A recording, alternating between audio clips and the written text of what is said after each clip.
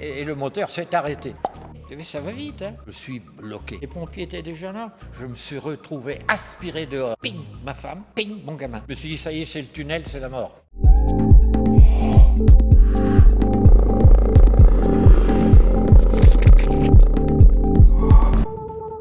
Pour Jave, je vais vous raconter mon anecdote. Je m'appelle Claude Guenette, dit le Claude. Je suis né le 2 avril 1939. Je fais de l'avion depuis 1967. J'ai 20 000 heures de vol passées. Je suis toujours pilote professionnel, instructeur et examinateur. Alors je vole sur DR400, Robin, un moteur de 120 chevaux, 4 places avec le confort, l'équipement pour faire de la navigation. L'avantage de cet avion, c'est d'avoir une grande verrière panoramique. C'est un modèle très connu par la forme de ses ailes qui se relèvent au bout pour l'écoulement de l'air. On retrouve ça sur les avions de chasse fantômes pendant la guerre du Vietnam. C'était le jeudi 27 février 1992. Un matin, vers 11h, je prends un élève, un futur élève, qui me demande de lui faire un vol d'initiation au pilotage. Je lui fais donc un briefing comme il se doit et je lui explique tout. À un moment, je lui dis et peut-être que ce sera votre premier, peut-être votre dernier vol, hein, vous ferez bien tout ce que je vous ai demandé. Et nous voilà partis en vol. Le vol se passe bien. Au retour, au bout de 30 minutes de vol, on rentre vers l'aérodrome de Quiberon et à 4-5 minutes de l'aérodrome, voilà le moteur qui a dératé. Qu'est-ce que je fais? Je sélectionne les magnétos de la place droite. Hélas pour moi, la clé, elle est restée bloquée sur 0. Et le moteur s'est arrêté. J'ai dit, bon, bah, allez, on se pose. Réflexion très rapide, parce qu'on était à 1500 pieds, c'est-à-dire environ 500 mètres. J'avais de quoi planer 5 km, puisque la finesse de l'avion, c'est 10 fois sa hauteur. Et j'étais à 5 km de l'aérodrome. J'ai juste de quoi arriver à l'aérodrome de Quiberon, mais s'il me manque 10 secondes, c'est les maisons. Donc, je ne peux pas. Donc, j'ai choisi de me poser sur une plage. Mais les plages, il fallait la choisir. Il fallait choisir une plage où il y avait du monde qui aurait pu nous regarder si ça se passait mal, parce que c'était marée haute. À marée basse, il n'y a pas de problème, on peut se poser sur une plage. Et là, je fais un demi-tour, et puis, comme un planeur, ça glisse. Et puis, on se pose dans l'eau correctement, la verrière ouverte. Le gars, il fait ce que je lui dis, il est soulevé par l'eau. Et moi, au moment où je vais pour enlever ma ceinture, je suis bloqué. L'avion se renverse et je suis prisonnier comme un poisson dans un bocal. J'avais les yeux ouverts, je voyais le tableau de bord, mais je le voyais à l'endroit. Mais quand j'ai fait des petites bulles avec de l'air, j'ai vu que les petites bulles, elles ne montaient pas devant moi, elles descendaient vers mes pieds.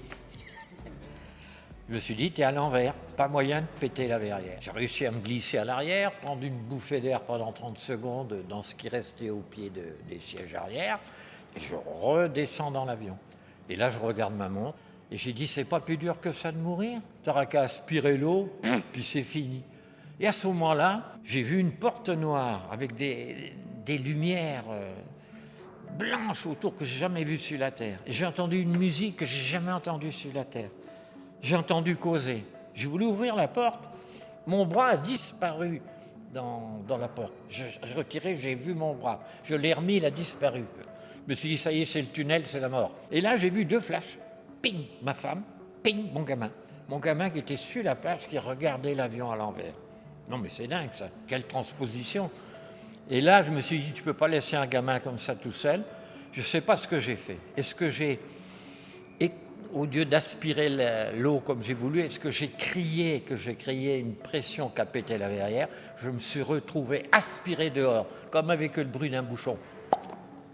Et j'étais debout avec de l'eau jusqu'à moitié de la poitrine. Et le gars était sur la plage, là, qui tremblait. « Oh, je vous croyais mort, monsieur. » Papa, je lui dis, allez, laisse tomber. À ce moment-là, on a entendu les pimpons des pompiers. Vous savez, ça va vite, hein. Les pompiers étaient déjà là. Ils nous ont mis dans l'ambulance, ils nous ont séchés, parce qu'on était mouillés, hein. L'eau n'est pas chaude au mois de février. Et ils nous ont mis des couvertures de survie et en voiture. Et au moment où ils ont tourné à toute vitesse pour prendre la direction de Quiberon, la porte de l'ambulance s'est ouverte et le chariot sur lequel on était a commencé à rouler vers la route. Ils nous ont rattrapés de justesse. On a failli mourir 2 fois.